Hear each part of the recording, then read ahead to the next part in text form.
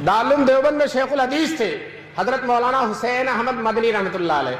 अंग्रेज उनसे डरता था बहुत ज्यादा, पूरे मुल्क में जाकर अंग्रेजों का ललकार, डरते नहीं थे, शेर की तरह दहाड़ते थे। तो अंग्रेजों ने सोचा इनको दारुल देवबंद से निकलवा दिया जाए। अगर ये दारुल देवबंद से निकल जाएंगे तो एक तो दारुल देवबंद का स्टेज बहुत बड़ा और दूसरे इनकी शख्सियत बहुत बड़ी, दोनों मिलकर बड़ी ताकत हो जाती है और हमें नुकसान बहुत होता है।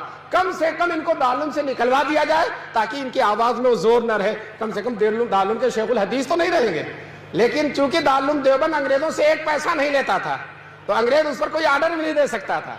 हैदराबाद के नवाब जो अंग्रेजों के तरफदार थे, अंग्रेजों से मिले हुए थे, अंग्रेजों ने हैदराबाद के नवाब को आमादा किया कि आप दारुल देवबंद में चंदा देते हैं, आपका असर और रसूख है, आप अपने असर और रसूख को इस्तेमाल करके मौलाना मदनी जो हमारे सबसे बड़े मुखालिफ हैं दारुल देवबंद से उनको निकलवा दीजिए। यह हैदराबाद के नवाब से अंग्रेजों ने कहा। नवाब ने ना आओ देखा ना तो इतना लंबा खत लिखा और दारुल देवबंद के मोहतमीम हकीमुल इस्लाम कारी तैयब साहब रहमतुल्लाह अलैह थे। खत ये लिखा, मोहतमीम साहब को मालूम हो कि मौलाना मदनी को मदरसे से निकाल दिया जाए, अगर उनको नहीं निकाला जाएगा तो हम इतनी बड़ी रकम जो चंदे में देते बंद कर देंगे। हजरत कारी तैयब साहब को इन बूढ़ों ने देखा होगा, हकीमुल इस्लाम थे, बड़ी ही लताफत की बातें उनकी जबान से निकलती थी। चुनांचे हजरत ने जवाब दिया, अंग्रेजों को मालूम हो, नवाब हैदराबाद को मालूम हो कि मौलाना मदनी का मदरसे में रहना अंग्रेजों के लिए बहुत मुफीद है। क्यों?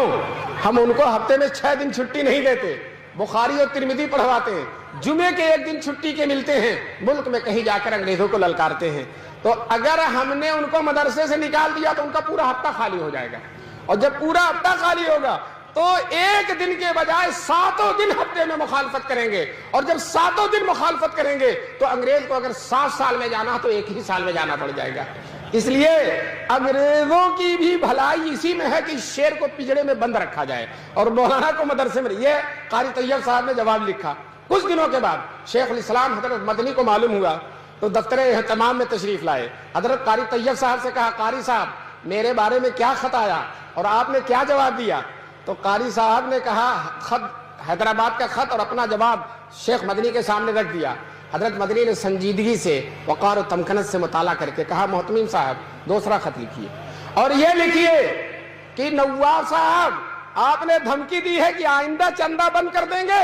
हम आपसे कहते हैं कि अब तक साल से जितना चंदा दिया आपने, सारे चंदे की फहरिस्त भेज दीजिए, आपकी सारी रकम वापस कर दी जाएगी।